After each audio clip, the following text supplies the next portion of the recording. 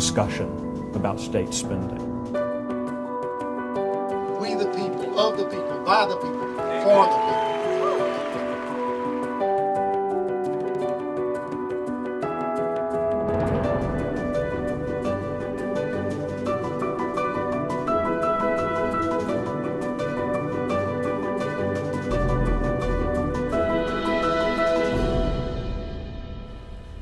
Welcome to the Texas Legislative Update. Today we have a special guest, Michael Quinn Sullivan, and Michael is a fellow that keeps the heat on us in Austin to make sure that the money is spent wisely. And Michael, we appreciate your being with us today. Thank you, Mr. Christian. Nice to be with you. The Texas House made a correct symbolic step a few weeks ago when you all voted to cut your office budgets. 10%, I think it was, during session 14 out of session.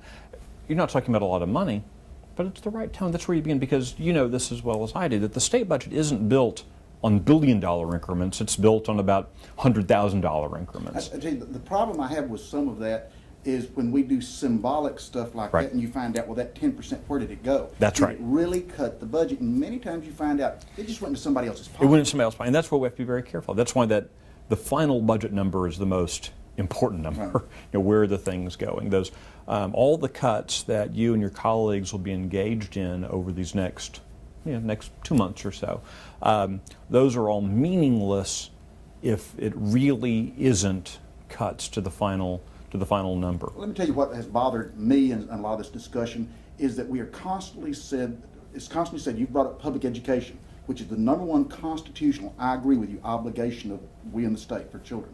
It's it's a challenge for how do we as government achieve the prosperity and the American dream, and that's education. But what we find is that most of the people scream and yell because when we do the cuts or the lack of funding, education is going to be hit the hardest because it's our #1 expenditure. That's right. And also, speak a little bit about the federal government, which is a great friend in all this. I'm looking at, there is one area of government which is human services and Medicaid. Which is almost a third of the state budget. That's right. That's now, and it's quickly approaching and taking over of the #1 expenditure in the state. If Obamacare comes through, it probably will be.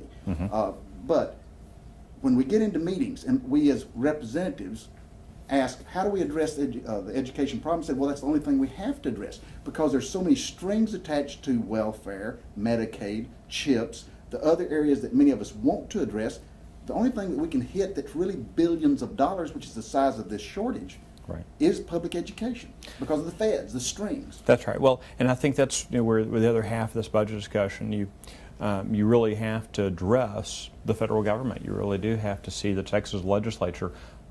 In some ways, finally, we haven't really seen the legislature, any legislature this far, stand up and say, stop it. We're not going to participate in these Ponzi schemes anymore. The amount of money that Texans, hardworking Texans, send to the federal coffers doesn't match at all with the amount of money that flows back in. There's also the moral hazard problem that's created by the federal government. The moral hazard is this fun little term that economists like to toss around, which is when someone uses dollars to incentivize another person to do what they wouldn't ordinarily do. And we find that particularly in health and human services, where the federal government says, hey, we've taken this money, we'll give some of it back to you if you'll spend your money doing X, Y, or Z. Right. They give you $1 for us to spend $2 of the Texas taxpayer dollar. That's right. And the press and the media, if we don't take that federal dollars, then we get home and everybody says, why didn't you take the $10 goodillion from the federal government? Right. Well, they don't understand because we'd have to spend a lot more of theirs for something that were other needs, such as public education, perhaps. That's right.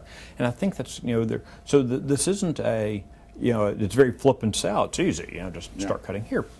It's really not easy.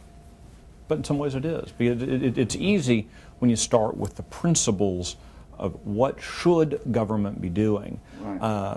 And all of us as taxpayers, voters, all need to keep in mind that the problems that we see in the state budget today, these problems didn't occur last night. You're looking at the buildup of 100 years, in some cases more, of not necessarily bad thinking, but occasionally misguided thinking. Well, folks can connect with us online at our website, empowertexans.com. We're on Facebook, facebook.com/empowertexans. They can find me on Twitter, MQ Sullivan. And of course, folks can also find our organizational Twitter feed, Empower Texans, twitter.com/empowertexans.